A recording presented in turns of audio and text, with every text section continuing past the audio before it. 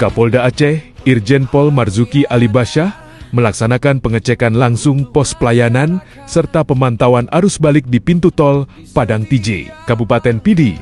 Dalam kegiatan tersebut, terpantau bahwa arus mudik yang telah keluar melalui jalur tol mencapai sekitar 85.000 kendaraan. Sementara itu, arus balik yang sudah tercatat baru berkisar 14.000 kendaraan. Hal ini menunjukkan bahwa masih terdapat kurang lebih 65.000 kendaraan pemudik yang belum kembali dari masa liburnya. Untuk itu, masyarakat diimbau agar tidak melakukan perjalanan kembali secara bersamaan pada hari puncak arus balik. Disarankan agar kepulangan dilakukan secara bertahap guna menghindari kepadatan dan kemacetan di jalur utama.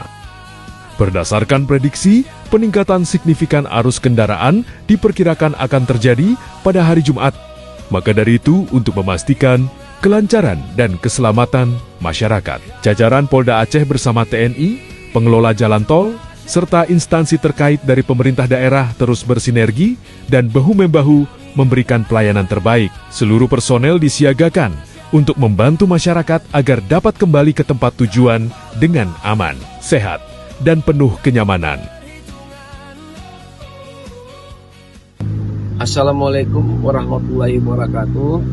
Hari ini Polda Aceh melakukan pemantauan arus balik di pintu tol Sigli, di mana arus mudik itu kurang lebih sudah keluar dari tol 85.000. Untuk arus balik baru tercatat 14.000. Artinya masih ada kendaraan 65.000 lagi bergerak liburan.